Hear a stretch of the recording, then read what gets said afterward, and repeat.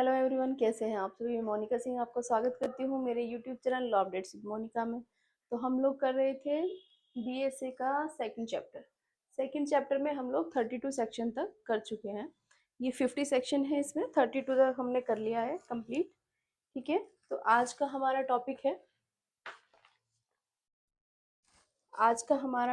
है how much of a statement इसमें statement is to be proved. कि कोई स्टेटमेंट दे दी गई है, कोई एविडेंस दे दिया, उसके रिगार्डिंग कोई स्टेटमेंट दी है, तो उसमें से उसका कितना पार्ट जो है वो प्रूव किया जाएगा। अब आप देखिए सेक्शन 33 आपका क्या बोलता है। अगर कोई भी स्टेटमेंट है ना, जो किसी बुक में है, बुक की स्टेटमेंट है, सीरीज ऑफ बुक है, ओके, कोई डॉक्यूमेंट है, कोई इलेक्ट्रॉनिक रिकॉर्ड का पार्ट है, या कोई लेटर है, या पेपर्स है ना, इनमें से किसी का भी वो एक पार्ट है, किसी का भी इनमें से किसी का भी एक पार्ट है, जो स्टेटमेंट है इनमें से किसी का भी एक पार्ट है, किसी बुक का पार्ट है जो एविडेंस के तौर पर आप देना चाहते हो, सीरीज ऑफ बुक का पार्ट है, डॉक्यूमेंट है, इलेक्ट्रॉनिक रिकॉर्ड है, लेटर है, पेपर्स है, और वो लॉन्गर फॉर्म में है। इसमें है लॉन्गर स्टेटमेंट है वो। ठीक है, आइसोलेटेड डॉक्यूमेंट है, ओके। इसके अलावा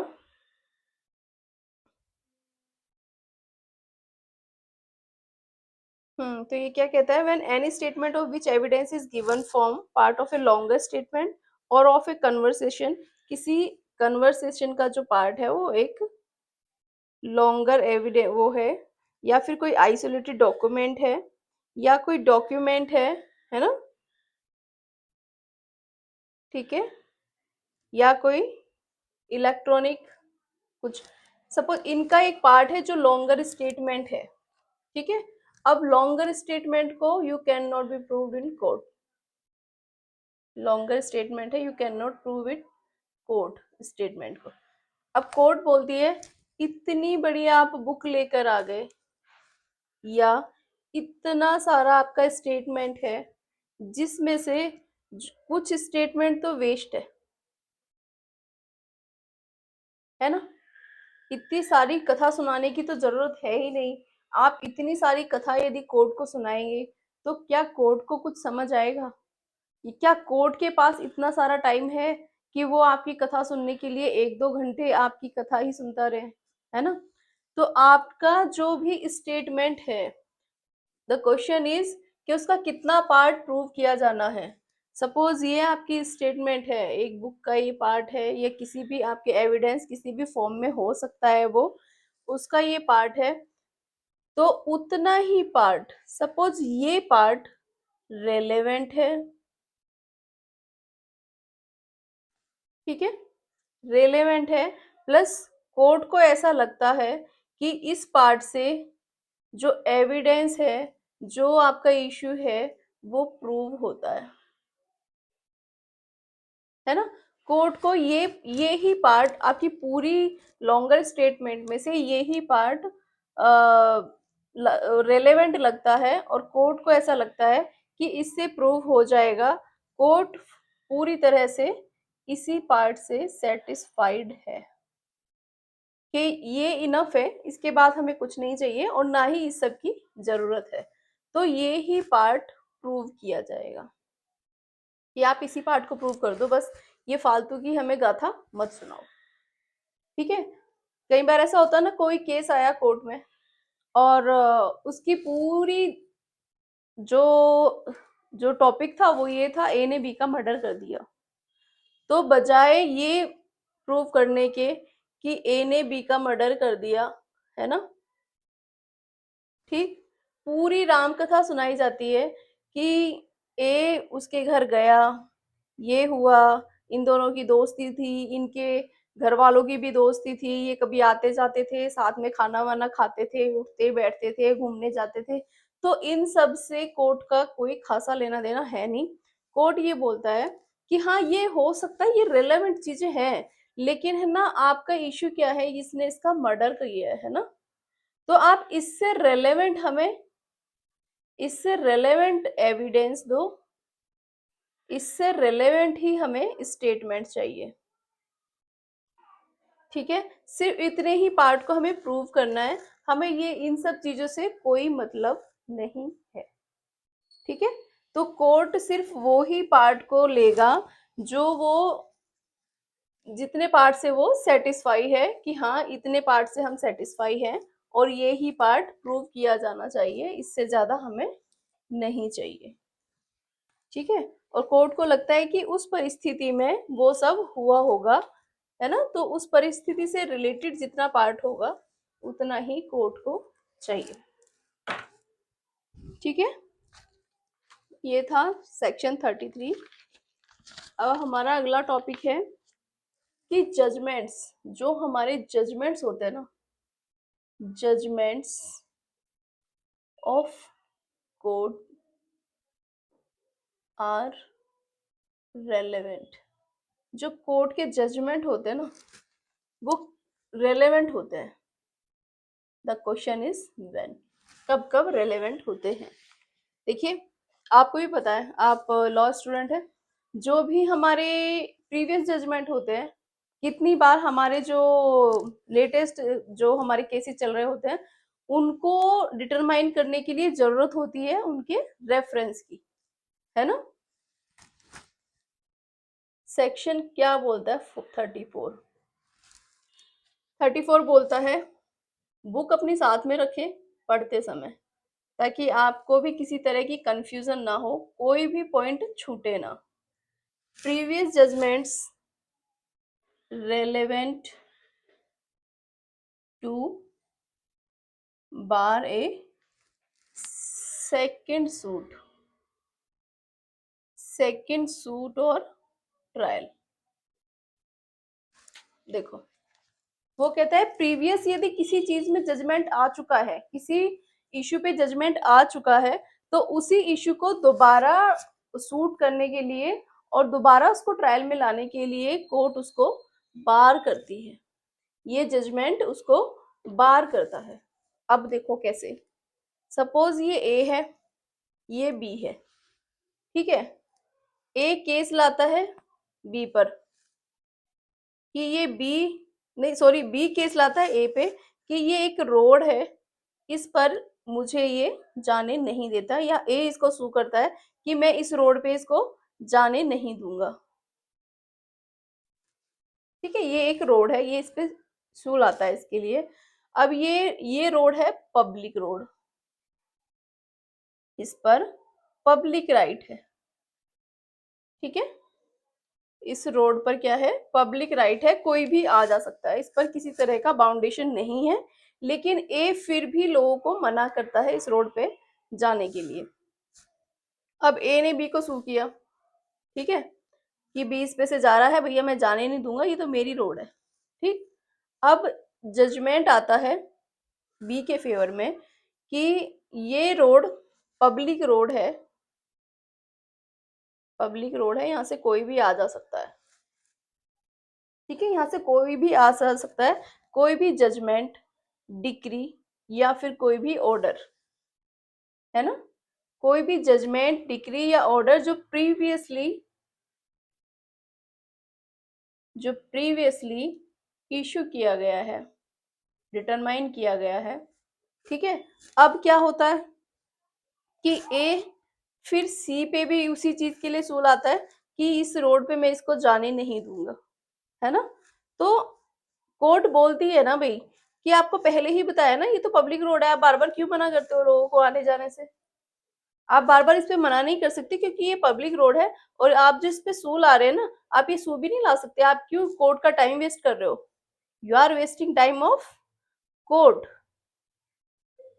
है ना। एक ही चीज के लिए आप डबल डबल आप सू नहीं ला सकते, जबकि इसका प्रीवियसली इसमें जजमेंट ऑर्डर डिक्री पास हो चुका है ना। कोई जजमेंट आ गया है या कोई डिक्री पास हो गई या कोई ऑर्डर पास हो गया, तो आप बार बार एक ही इशू के लिए कोर्ट का टाइम वेस्ट नहीं कर सकते।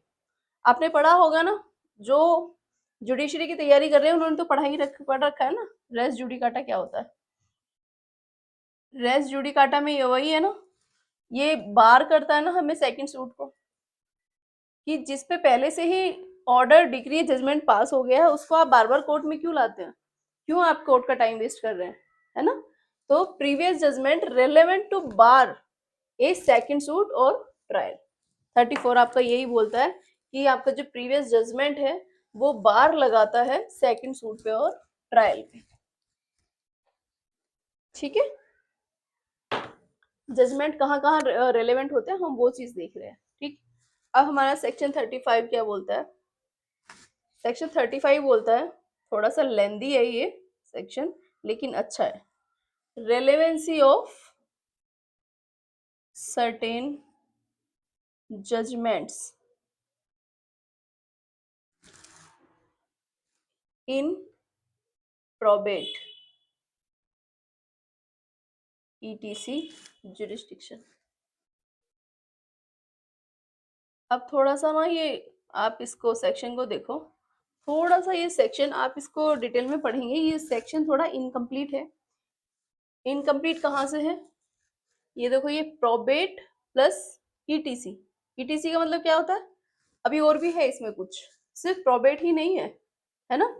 तो वो क्या करता है, कोई भी जजमेंट, ये सेक्शन हमें क्या बताता है कि कोई भी जजमेंट, ठीक है, ऑर्डर या डिक्री जो कि पास हो चुकी है प्रोबेट में, प्रोबेट से रिलेटेड इशू। प्रोबेट क्या होता है, प्रोबेट होता है जो विल को प्रूव करते हैं ना, वो प्रोबेट होते हैं, विल से रिलेटेड। ठीक है, कोई भी जजमेंट ऑर्डर या इशू प्रोबेट में पास हो गया है या मैट्रिमोनियल केसेस में आया है, ठीक है, या इंसॉल्वेंसी केसेस में आया है। इंसॉल्वेंसी होता है ना, दिवालिया होना, किसी के दिवालिया केसेस में आया है, या शादी से संबंधित किसी केस में आया है, या एडमिरल्टी, एडमिरल्टी में आया है। यदि कोई भी जजमेंट ऑर्डर या डिक्री इनसे रिलेटेड है ना, इनसे रिलेटेड है, जो कि डिक्लेयर करती है किसी किसी पर्सन का लीगल कैरेक्टर, लीगल कैरेक्टर, या तो उसको देखो, जब भी कोई जजमेंट ऑर्डर या डिक्री आती है तो एक के फेवर में आती है, एक के अगेंस्ट आती है। तो जिसके फेवर में आती है उसको तो वो उसके जो लीगल उसका कैरेक्टर होता है, जो लीगली उसका राइट होता है किसी चीज पे, उसको वो डिटरमाइन करती है। और जिसका लीगल राइट नहीं होता है उससे वो टेक अवे करती है। सीधा सिंपल मेथड है ना। तो जब भी कोई जजमेंट ऑर्डर या डिक्री आया इन केसेस में, वो किसी पर्सन के लीगल कैरेक्टर को या तो डिक्लेयर करती है ना, या फिर टेक अवे करती है। दो ही चीज होती है ना, या तो वो लीगल कैरेक्टर को डिटरमाइन कर देगी, आपको बोल देगी कि यहाँ इस चीज पर आपका राइट है, और या किसी को उसमें उसके अगेंस्ट पास होती है कि इस पर आपका कोई राइट नहीं है, आपका लीगल कोई इसमें कैरेक्टर नहीं है। ठीक है, इसमें ये चीज बोलता है। ये है इसका 35 का पॉइंट नंबर 1। इसमें कुछ 4 पॉइंट दे रखे हैं। ये चीज आपको समझ में आई कि जब भी कुछ सर्टेन जजमेंट आता है इन प्रोबेट, मैट्रिमोनियल, इंसॉल्वेंसी, एडमिरल्टी, है ना, किसी पर्सन का या तो वो लीगल कैरेक्टर को डिक्लेयर करती है या उससे उसको ले लेती है, टेक अवे कर लेती है। समझ आई? सिंपल है ना, कि यदि कोई जजमेंट पास हुआ, मान लो कोई केस था ए और बी के बीच में, या तो वो ए को बोलेगी तुम सही हो या बी को बोलेगी तुम सही हो, है ना। किसी एक को एक लीगल कैरेक्टर को डिटरमाइन करेगी और किसी एक के लीगल कैरेक्टर को टेक अवे करेगा। As simple as that. ठीक है। इसका देखो सेकंड पॉइंट क्या बोलता है कि सच जजमेंट, ऐसा जजमेंट, है ना, आपकी बुक में देखते जाइए, ऑर्डर और डिक्री, ऐसा जजमेंट, ऑर्डर और डिक्री इज कंक्लूसिव प्रूफ। ये पूरी तरह से कंक्लूसिव प्रूफ है। ठीक है। इसको 35 में ये चीज ध्यान रखना, 35 में इसको कंक्लूसिव प्रूफ माना है। ठीक है, कंक्लूसिव प्रूफ। तो ऐसा जजमेंट, ऑर्डर, डिक्री जो 35 में पास हुआ है, जो हमारे उन टॉपिक से रिलेटेड है, प्रोबेट, मैट्रिमोनियल, इंसॉल्वेंसी, उनमें ये कंक्लूसिव प्रूफ है। ठीक है। इसका थर्ड पॉइंट क्या बोलता है कि any legal character, any legal character,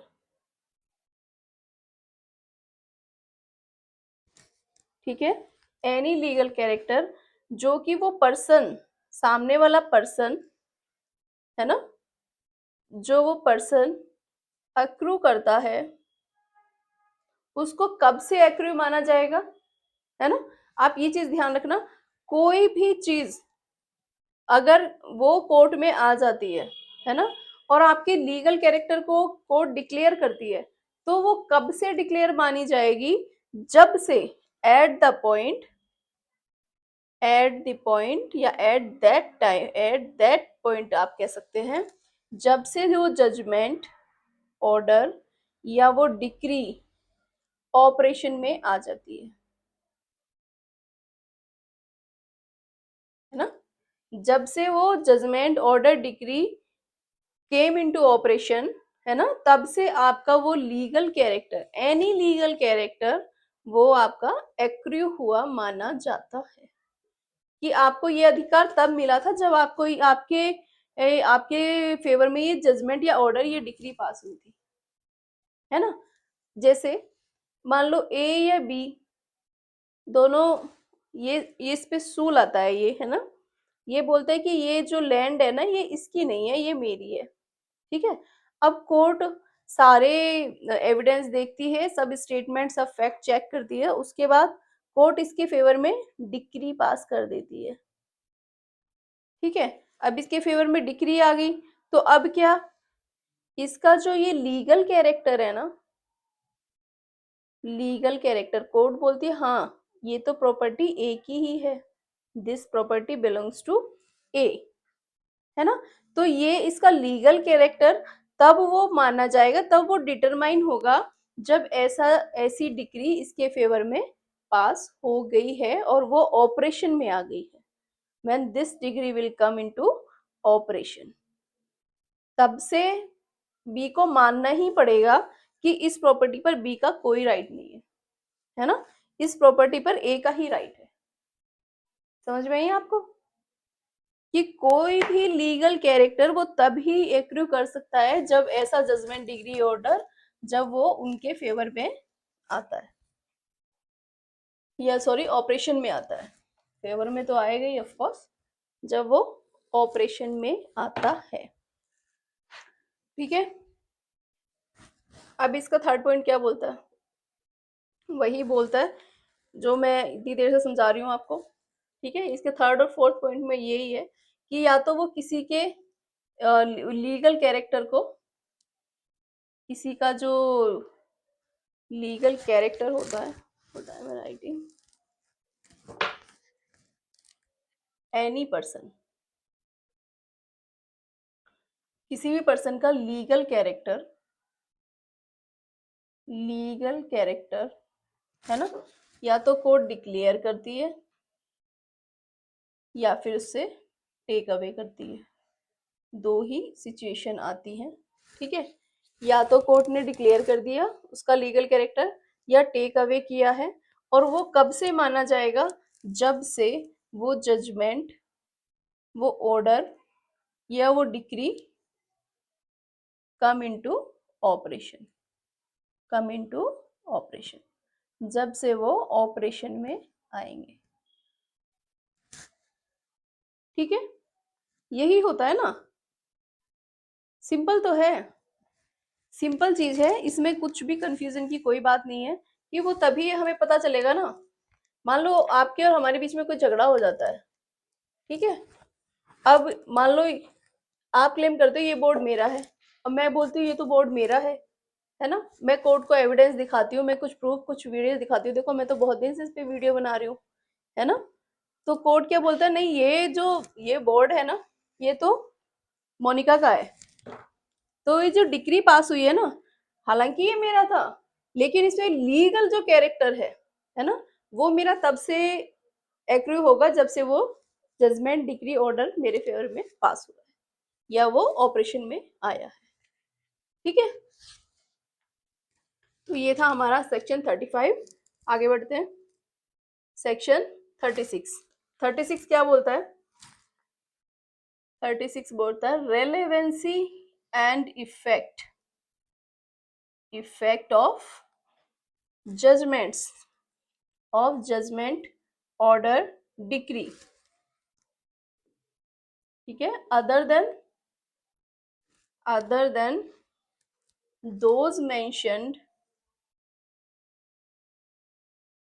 those mentioned in section 35। वो कह रहा है कि जो 35 में है ना मेंशन हुए, 35 में जो भी मेंशन हुआ है उससे अलग जो ऑर्डर, डिक्री और जजमेंट होते हैं, वो उनका प्रभाव वो कब रेलेवेंट होते हैं? यदि सिर्फ इसमें एक लाइन है, वो रेलेवेंट होते हैं जो ऑर्डर, डिक्री और जजमेंट इसमें 35 में पास हुए हैं, वो 36 में तभी वो रेलेवेंट होंगे जब वो पब्लिक नेचर के होंगे। 36 सिर्फ इतना बोलता है कि ये जो आपने ये 35 में ये जो भी जजमेंट, ऑर्डर, डिक्री ये पास किए है ना, ये 36 में वो तभी रेलेवेंट माने जाएंगे जब वो पब्लिक नेचर के होंगे। यदि पब्लिक नेचर के नहीं होंगे तो उनको हम रेलेवेंट नहीं मानेंगे, तब वो इरेलेवेंट होंगे। और यदि वो पब्लिक नेचर के हैं तो रेलेवेंट होंगे, ठीक है। देखो इसकी लैंग्वेज पढ़ लो। Judgment, order, decree other than those mentioned in section 35 are relevant if they relate to matter of a public nature relevant to the inquiry, but such judgment, order, decree are not conclusive proof of that which they state। इसमें एक point और है, उसको add कर लो कि 35 में इसको माना है कंक्लूसिव प्रूफ, है ना। ऐसे जजमेंट ऑर्डर को कंक्लूसिव प्रूफ माना है, लेकिन 36 में ये कंक्लूसिव प्रूफ नहीं है। इस चीज को आप है ना ध्यान से देखना, कभी कभी उसमें आ जाता है, ये प्री में आ जाता है। तो ये कंक्लूसिव प्रूफ नहीं है सेक्शन 36 में, 35 में कंक्लूसिव प्रूफ है। और ये कब रेलेवेंट होंगे? जब ये पब्लिक नेचर के होंगे, अदरवाइज ये 36 में रेलेवेंट नहीं होंगे, ठीक है। एक के इसीलिए मैं आपको बोलती हूँ बुक से पढ़ो, क्योंकि बुक में क्या एक एक चीज, एक एक पॉइंट का मायना है। ऐसे नहीं हमने पढ़ लिया, एक भी वर्ड यदि आपका छूट गया तो मायने ही बदल जाते हैं। सेक्शन 37 क्या बोलता है? अब सेक्शन 37 बोलता है कि 34, सेक्शन 34, 35 और 36 इसमें जो भी जजमेंट, ऑर्डर या डिक्री पारित की गई है, पास हुई है, वो रेलेवेंट है, लेकिन कब? द क्वेश्चन इज कि 34, 35, 36 में जो ये जजमेंट, ऑर्डर, डिक्री ये डिक्लेयर हुआ है, पास हुआ है, तो ये कब रेलेवेंट है? तब इसको रेलेवेंट माना जाएगा, नहीं तो इसको रेलेवेंट नहीं माना जाएगा। अब ये क्या बोलता है, कोई भी जो 37 बोलता है कि आपने जो 34, 35, 36 में जो भी ये जजमेंट ऑर्डर या डिक्री पास किए हैं, इसको हम रेलेवेंट नहीं मानते, इसको मानते हम इरेलेवेंट। ठीक है, इसने मान लिया इसको इरेलेवेंट। अब वो क्या कहता है कि ये रेलेवेंट कब होंगे, अब आप ये बता दो, हमने तो कह दिया ये है इरेलेवेंट, हम इसको नहीं मानते। तो वो ये कहता है 37 ये कहता है ये तब रेलेवेंट है 34, 35, 36 इसमें जो ये जजमेंट ऑर्डर और डिक्री जो पास हुई है ये रेलेवेंट होगी, ये रेलेवेंट होगी। कब रेलेवेंट होगी, यदि ऐसा जजमेंट ऑर्डर या डिक्री ये ही फैक्ट इन इशू बन जाए।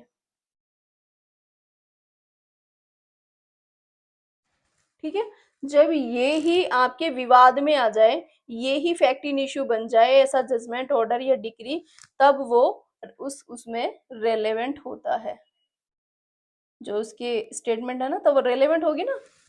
जब ये ही फैक्ट इन इशू बन जाएगा तो इसमें जो जो दिया गया होगा नेक्स्ट जो आपकी वो केस वगैरह होगा, उसमें क्या, उसमें जो सुनवाई वगैरह होगी उसमें ये रेलेवेंट हो जाएंगे ना इसके फैक्ट्स, कि हाँ आपने क्या क्या दिए थे वो सब बताने पड़ेंगे ना।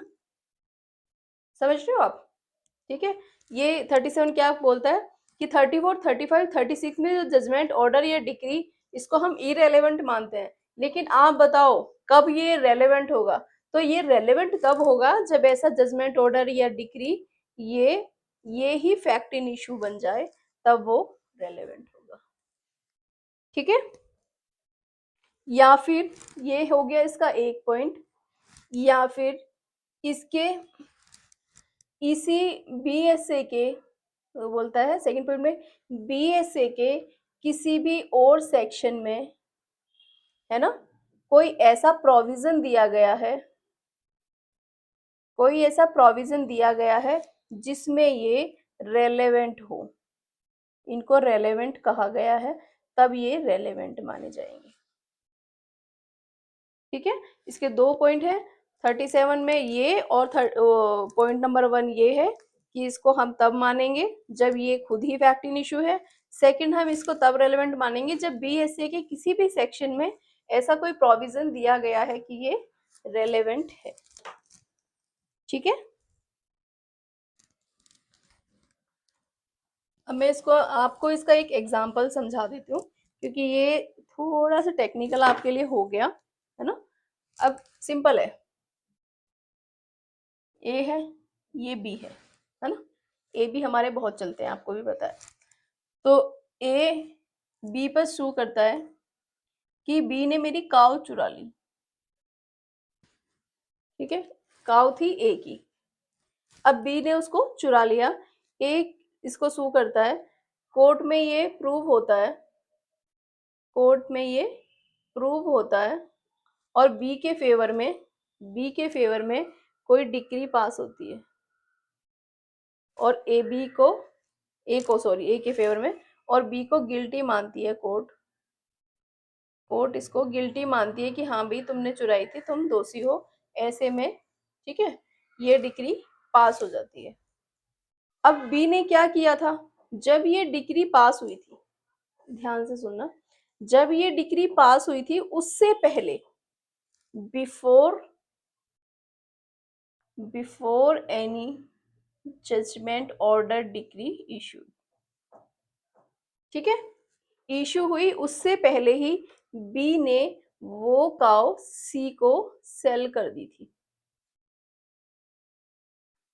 ठीक है, ये बाद में उस पे पास हुआ। ठीक, तो ये तो बी के अगेंस्ट आया है ये जजमेंट डिग्री ऑर्डर। अब ए को उस चीज का पता चलता है, ए क्या बोलता है, ए करता है अब सी को सू। एक तो इससे कार ये काव खरीदने के लिए, और कुछ और अलग रीजंस के लिए। अब जो बी के उसमें डिग्री पास हुई है ना, बी के अगेंस्ट जो पास हुई है, तो वो इसमें ही रेलेवेंट मानी जाएगी। ठीक है, क्या मानी जाएगी? अब कोर्ट बोलेगा, देखो ये आपकी बुक का ही एग्जाम्पल है, ठीक है, ये आपकी बुक का एग्जाम्पल है, एग्जाम्पल बी, इलस्ट्रेशन बी। ठीक, तो अब ये क्या, ये इसी में ही ये इसको इरेलेवेंट मानेंगे। कोर्ट बोलेगा भाई इसमें, मैंने आपको एक चीज बोली थी कि जब भी कोई ऐसा टॉपिक आता है ना, तो उसी समय same parties, same transaction, same dispute होना चाहिए, तभी वो चीज आगे बढ़ती है। तो उसमें अब ये देखो यहाँ पे पार्टी बदल गई है, पार्टी चेंज हो गई ना, अब ये तो हट गया, इसका अब कोई लेना देना नहीं है।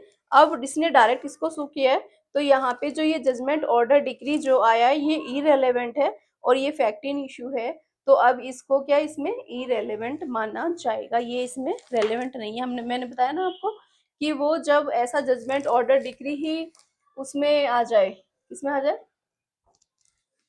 फैक्ट इन इशू बन जाए ऐसा जजमेंट ऑर्डर डिक्री ही, तब वो इरेलेवेंट होता है, सॉरी रेलेवेंट होता है, इरेलेवेंट नहीं, रेलेवेंट होता है। अब क्या है ये, अब सेक्शन हमारा आता है 38। ठीक है, 37 ने क्या बोला कि ऐसा जजमेंट ऑर्डर रेलेवेंट नहीं होगा। अब हमारा सेक्शन 38 क्या बोलता है, हमारा 38 बोलता है कि ऐसा जजमेंट ऑर्डर या डिक्री यदि आपने प्राप्त की है, कैसे, फ्रॉड से, कॉल्यूशन से, है ना, या फिर क्या बोलते ज्यूरिसडिक्शन, है ना, इसमें क्या बोला है, ज्यूरिसडिक्शन ही है ना, ठीक है, ज्यूरिसडिक्शन से क्या बोलता है 38, ऐसा जजमेंट ऑर्डर या डिक्री जो आपने फ्रॉड से प्राप्त की है, कॉल्यूशन से प्राप्त की है, और ऐसा जजमेंट ऑर्डर डिक्री देने का उस कोर्ट का ज्यूरिसडिक्शन ही नहीं था, है ना, ज्यूरिसडिक्शन ही नहीं था, या फिर वो कोर्ट उसके लिए कॉम्पिटेंट ही नहीं थी, टेंट ही नहीं थी, तो उसने कोर्ट ने ये कैसे कैसे पास कर दिया, है ना, तो आप इसके क्या, आप एक नया वो लेके आ सकते हो ना, आप क्या प्रूव कर सकते हो 38 में कि जो भी आपने 35, 36, 37 में आपने जो भी ऑर्डर डिक्री या जजमेंट पास किया है, उसको पास करने के लिए वो कोर्ट कॉम्पिटेंट ही नहीं थी, तो वो कॉम्पिटेंट ही नहीं थी, तो वो क्या होगी, वो उसमें इरेलेवेंट मानी जाएगी। ठीक है, ठीक है भाई, वो क्या कहता है कि जो भी आपने 34, 35, 36 में आपने किया है, कोई भी जजमेंट प्राप्त, वो जजमेंट ऑर्डर या डिक्री प्राप्त कर ली है, वो किसी और में डिलीवर नहीं हो सकती है। ठीक है भाई, तो ये हमारा खत्म हो गया यहाँ पर एक टॉपिक, है ना, टॉपिक क्या था हमारा, previous judgment of court when relevant. तो ये टॉपिक काफ़ी इंटरेस्टिंग भी है, मज़ेदार है, पढ़ो इसको। ठीक, अब हम कल लेके आएंगे आपके लिए नया टॉपिक जो है opinion of third person, third person when relevant, कि तीसरे आदमी का ओपिनियन कब रेलेवेंट है ना, थर्ड पर्सन कोई भी हो सकता है, वो मैं आपको बताऊंगी नेक्स्ट वीडियो में। तो अगर आपको मेरी वीडियो अच्छी लगी है तो लाइक करें, शेयर करें, सब्सक्राइब करें। प्लस यदि आपको कोई भी प्रॉब्लम है, हो सकता है फ्लो में मेरे से भी कुछ चीज़ें फ्लो में गलत हो गई हो, या फिर आपको समझने में प्रॉब्लम है, तो आप मुझे वो कमेंट में कमेंट करके मुझे पूछ सकते हैं, मैं आपके हर क्वेश्चन का जवाब देने के लिए अवेलेबल हूँ। तो thank you so much for watching this video, thank you.